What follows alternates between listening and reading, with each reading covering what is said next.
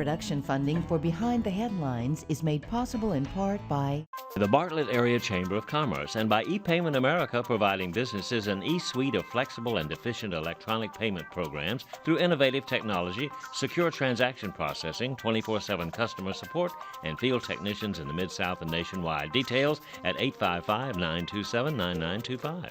the WKNO Production Fund, the WKNO Endowment Fund, and by viewers like you. Thank you. Governor Bill Haslam tonight on Behind the Headlines.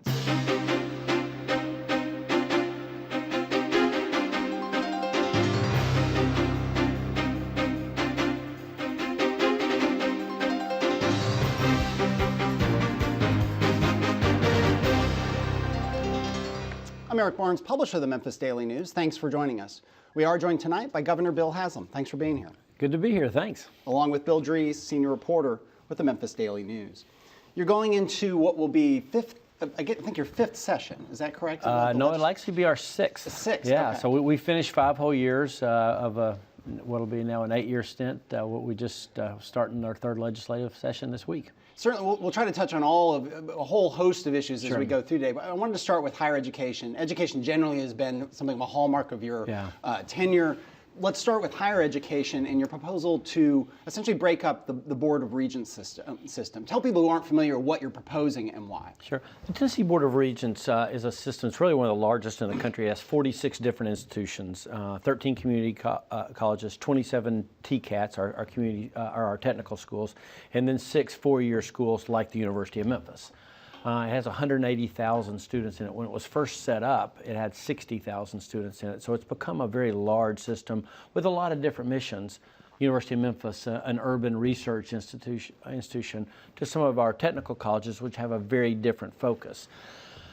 I think you know a lot about our Drive to 55. It's our effort to have 55% of the state's population have a degree or certificate by the year 2025. Most of that growth will happen in our community colleges and TCATs. We think about 60% of the degree and certificate growth will happen there. I think there's a real need to have a focus on our community colleges and TCATs because they have such a unique need, and they have such a specific place in the market. They can be a lot more flexible toward the market. They can hear what businesses are saying. Here we need more, whether it be welders or IT professionals, whatever it is.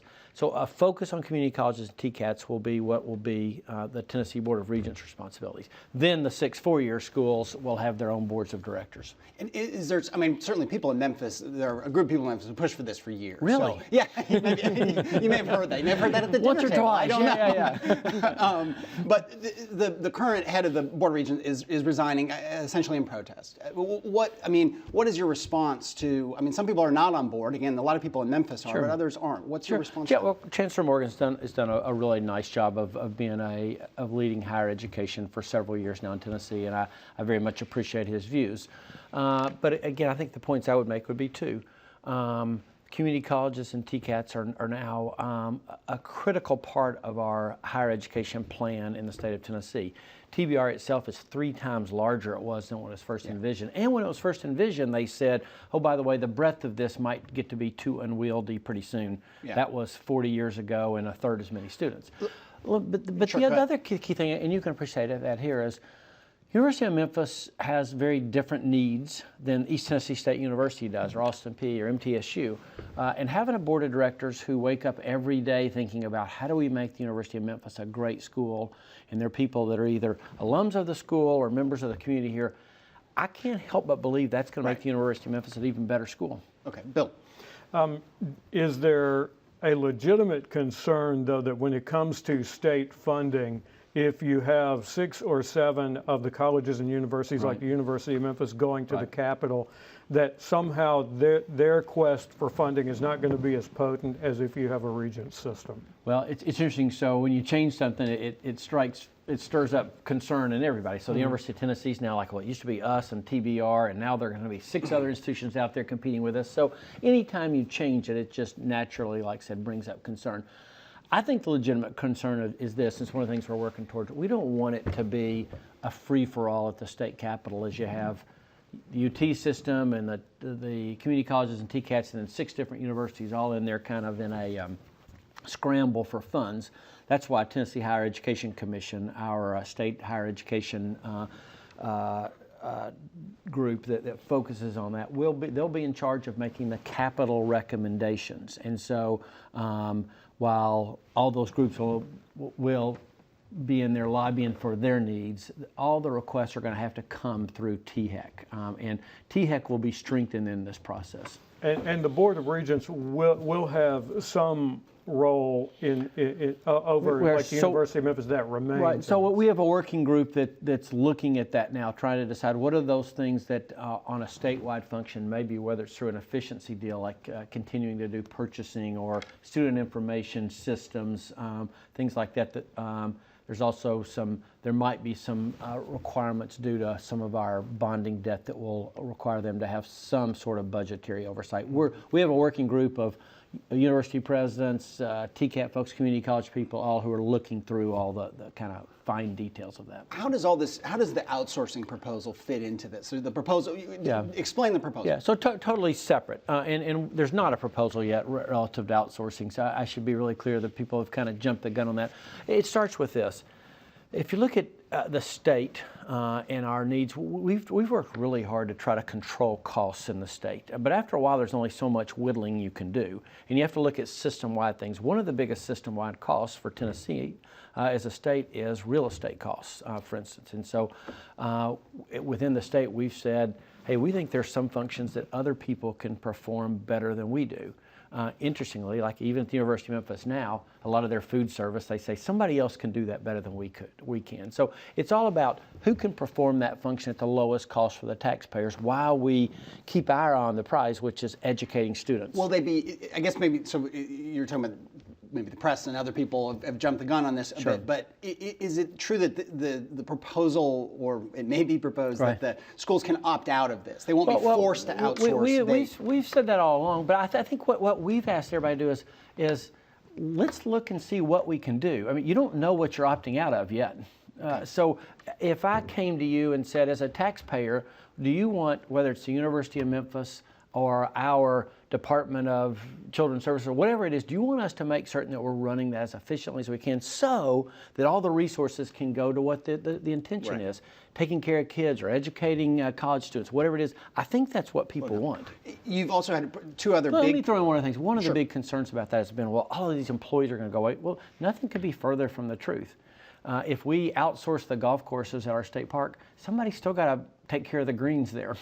We're just not so certain that we should be in the business of managing golf courses. That's kind of what's at the heart. Well, and that segues into, and I want to come back to education in a second, but segues into what... It's one last thing. But the clear thing is, there's not, regardless of what we decide to do, or if we decide to do something, there's not going to be some massive situation where all these employees go away. Okay. Well, so on outsourcing, you've proposed, you did a lot of the state buildings. In Memphis, the downtown state building, the state employees moved over into what used to be known as the NBC NBC building. Right. I guess I'm showing my age here. You also proposed outsourcing some of the parks, but I think the last thing I saw, no one had come forward to bid on that. Where does that stand? So that's a good example. So, and that's why when we compare costs, it's important to compare total costs. Historically, the state hasn't done a great job of maintaining some of our buildings, whether it be our office buildings or our state parks, the cabins at our state parks. And so we said, should we be in the hospitality business? Should we be running those cabins? Should we be running golf courses? Should we be running marinas? And when we said, let's see if other people are interested in running those for us, the primary response was, we would be interested, but somebody's going to have to make some real improvements in these buildings. Right. We're not going to take them over, put all that capital improvement in property that's not ours. So what happens with that? Is that, do you think the state's going to have to go and look at? We'll put a certain amount of investment in and then hand it off to you? I don't know if we'll do that. I mean, I think what it says is, we need to make more investments in our state. If we're going to have state parks, we've got to take care of them. Well, and it's a debate right now. I mean, just this week, the proposal for a private-public partnership at Mud Island. So, I mean, it's clearly, there's a local element to this, too. Well, not that you're involved in that. Let's switch back to education and maybe the ASD bill. Yeah, as you're aware, there's a whole lot of discussion about ASD versus iZone as opposed to the coexistence that I think was set out in the original arrangement here. Are we at that point yet where the state needs to choose between what's happening with the Achievement School District and what's happening in the Innovation Zone schools? So let's start with this. Let's go back. What we were doing prior to ASD and prior to iZone wasn't working, right? So if a school's in the bottom 5%, it's there for a reason, and that means the current approach isn't working. So I think we should all start there. And with ASD or iZone, my personal feeling is anything that's helping contribute to making schools that have historically struggled, schools where we have a disparity in the achievement between students of color and majority students, we need to be making certain we're applying every effort we can. We've had some success in ASD. It's showing that the longer we're in schools, the better results are. iZone is obviously having some success too. I think one of the things missing in the argument is this idea that the state's pouring all this money into ASD. We've actually put more money in the iZone than we have the ASD. And what, in terms of let's go to vouchers, actually, and then I'll get back to Bill. Okay. Because that's another thing that's, Right. of all the reforms that have happened in Right. Tennessee in terms of just massive amounts of change, not just the ASD and the iZone, but Right. charter schools and Right. the way teachers are paid and so on. Vouchers haven't come to Tennessee, and I think you've had some skepticism about proposals. Where are you, what do you see happening this session with vouchers? I fundamentally believe in vouchers, so let me start there. But I also know this, that most of our kids in Tennessee are going to be in traditional public schools. I mean, and so I've put my primary focus there, we historically have been at the bottom of states when it comes to educational outcomes. So philosophically, I agree with vouchers. I know that practically most of our kids are going to be in public schools, so I've focused on public schools for that reason. I've always said with vouchers that I think a proposal that lets us wade into the water, that focuses on our lowest income students in our lowest performing schools, is where we should start. And we had a proposal like that my second year. Some people tried to take that and expand it beyond what we intended, so we pulled it off the table. Since then, some similar proposals have come up, but they haven't been able to pass. Bill. So what's your anticipation for the coming legislative or session that's underway in Nashville on vouchers?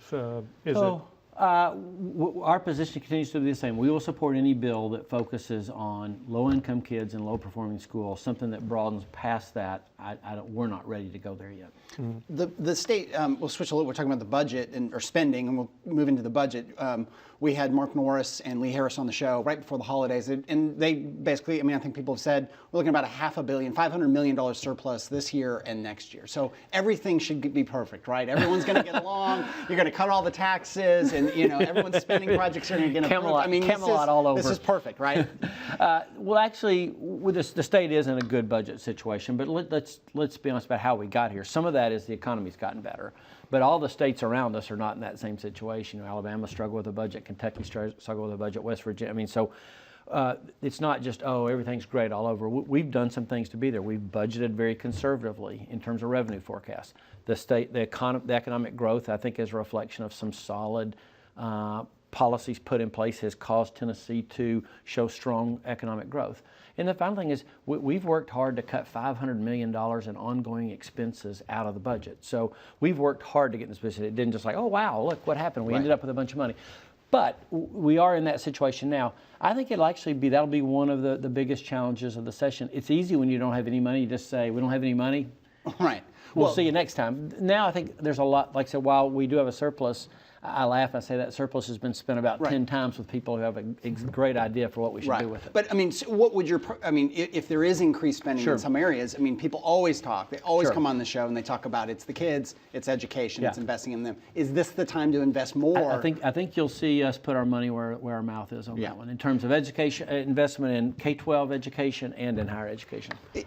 Bill. Are you awaiting a report on BEP funding, speaking of education funding, and will you have anything to say about that specifically coming up? We have had a task force looking at that. They didn't come back with a specific recommendation of exactly here's what we should do. As we look at increasing K-12 funding, how we do that will be part of the discussion. As you know, Governor Bredesen passed BEP 2.0, but it never did get fully funded. There were two issues. It never did get fully funded. And second, a lot of the smaller school systems said, if you start implementing 2.0, we will sue you for equity reasons. So we don't think that formula is fair to the smaller school systems. And so we're in the middle of trying to do, and will be part of our recommendation, will be exactly as we put new money in the budget, how do we allocate that? We're going to do that in the most fair way we can, taking into account the needs of large school systems like Shelby and Davidson and Knox and Hamilton, and some of our smaller school systems as well. I take it that you don't feel like you're going to be able to fully fund BEP? We're going to have a really strong funding proposal this year, and like I said, fully funding BEP is one of the paths you can take, but there are some issues with the BEP 2.0 as it's allocated in terms of, I think, how some of our smaller school systems would react to The that. formula itself? The formula itself, yeah. Okay. The other side, obviously, is taxes and cutting taxes. You're a Republican. You've got super majorities in the House and the Senate. There is no income tax here to cut, but the Hall tax, the tax on investments and dividends, is often brought up. Brian Kelsey, senator from Germantown, has brought it up. I mean, is it time to start looking at cutting that specific tax and other taxes in this new world of surpluses? Well, I think it's a couple of things to remember about states' budgets. States' budgets have cycles just like businesses do, and we have times of increasing revenue and times when they fall off. It's really important in the times of increasing revenue not to say the world will always look like this. It doesn't, and it hasn't, and we can show you the track record through states' history. So it's really, I think, important to be prudent when you have a lot of money, not to think that this is the way the world's always going to be. So that'd be my first point. Second, I think there will be a lot of discussions about some taxes to cut. The Hall tax has been one of those. There have been not just Senator Kelsey, but there have been probably 15 different Republican senators who've had, and other legislators who would like to see something happen there. I would say that will be part of the discussion. And you did a tour this summer into the fall of infrastructure needs for the state of Tennessee. Some billions of dollars in needed investment now. I think it's $1 billion in Shelby County. And then you had a very compelling chart, and your I forgot the name of the woman who I saw the presentation, but I think the head of DOT said, 1 million new residents over the next 10 or 20 years, 1.5 million new residents in Tennessee. The gas tax, which funds most of our road and infrastructure projects, that revenue keeps going down because cars get more fuel efficient. What do we do? How do we fund this? Is there, some people have called for an increase in the gas tax. If this need is so important, why not increase the gas tax, which hasn't been touched in so many years? Sure. So you did a great job of talking about the summarizing the issue. We think we have about $6 billion in backlogged road projects. Those are projects that have been approved to fix but haven't been funded. A good example here in Memphis would be Lamar Avenue. Memphis is one of its biggest assets has been a transportation hub with air and river and highways and rail, and Lamar Avenue is right at the hub of all that. You go stand out there, but not in the middle of it, stand beside of it for a few minutes, and you'll see the need.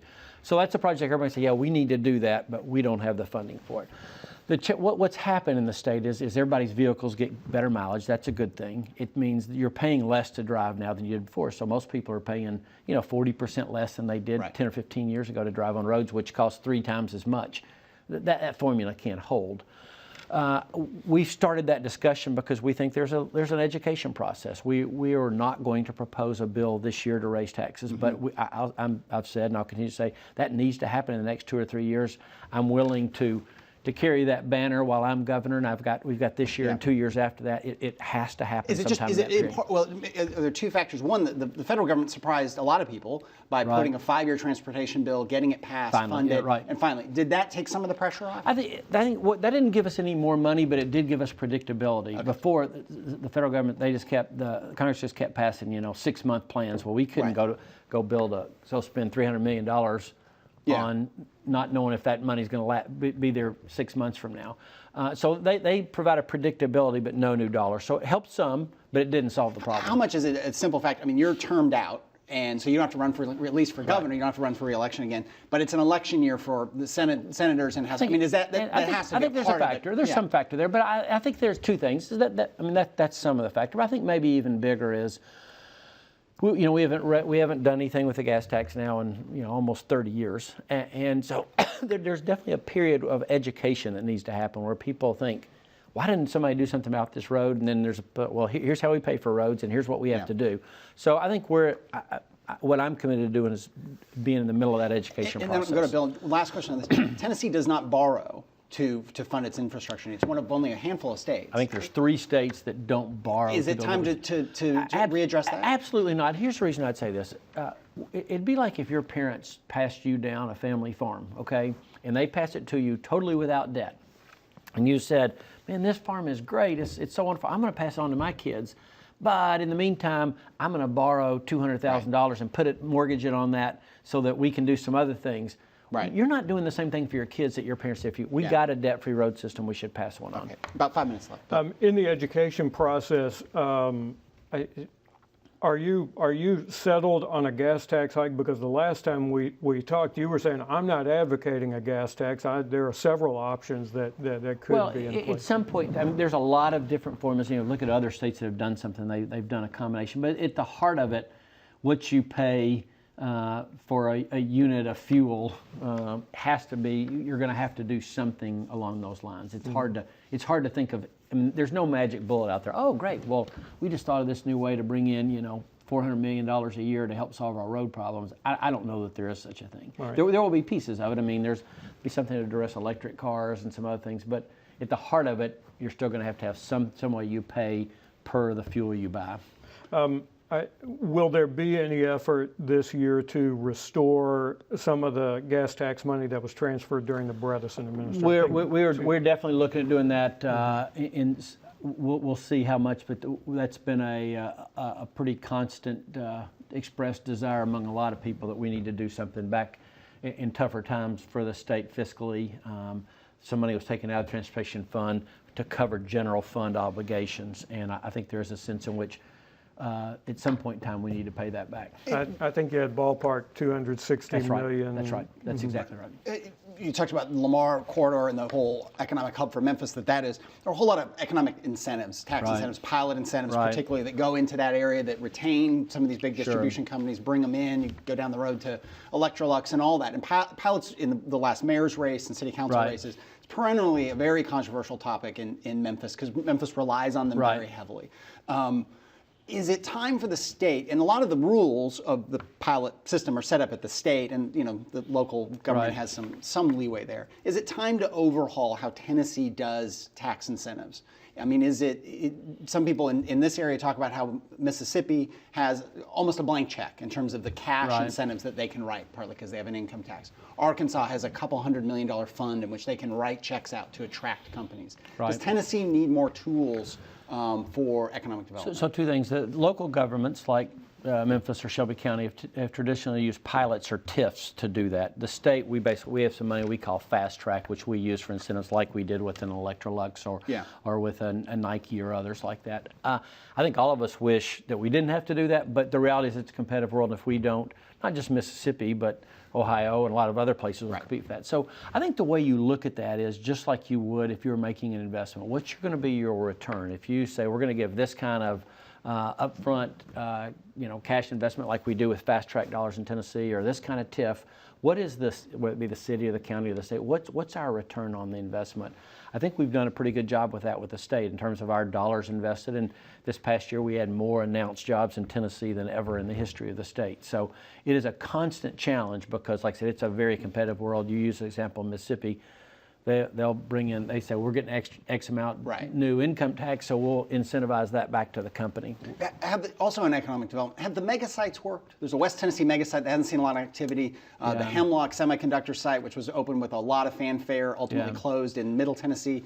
In East Tennessee, I think the mega site has done better. I mean, but is that mega site formula working, or does I think it is important to have large sites that you can go show to, primarily, obviously, manufacturers. They're going to need the big sites. I do think it's important. The big mega site that we now call the Memphis Regional Mega Site that's in Haywood County is 4,100 acres, which is a huge piece of property, okay? But it's flat. It's right next to the interstate. It's 30 miles, whatever, from the Memphis airport. There's a lot to sell there. We will eventually get somebody to come there. But it is a big investment for the state. Again, it's a little bit, there's a risk involved for the state. You buy the land, you do all the infrastructure improvement, and then you hope somebody comes. You better make certain you know what's happening there. Well, a lot, when these kind of deals come through, just with a minute and a half here, it's a combination of state and local people. What's your relationship with Jim Strickland? He's been in just a couple of weeks. I don't know how much you knew him when he was a city councilman, or I knew Jim a little bit. He's come to Nashville. Jim's done a really nice job of coming to Nashville, meeting with all the people he needs to, be legislators or folks in the governor's office. We look forward to working with him. Quite frankly, I've always had a good relationship with leaders down here, both with Mayor Luttrell. And, my very first day in office, I came to spend the day with Mayor Wharton and Mayor Luttrell because it was so important. It really doesn't matter for the state what happens in Memphis, so we will work hand in hand with Mayor Strickland. And St. Jude, I've just got 30 seconds left. Sure. St. Jude has proposed billions of dollars in investment in Memphis, which people are very excited about, but they want some state help in that. Do you know what they want and how you view that? Well, I view it as this. St. Jude is first of all, they provide an important function in themselves. But second, in terms of just as a growth vehicle for Memphis, if you look at where there's action happening, it's there. So we're in the middle of discussions. It's very important to us that St. Jude do very well. All right, well, that is all the time we have. Thank you, Governor Haslam, for being here. Thank you, Bill. Thank you all for joining us. Join us again next week.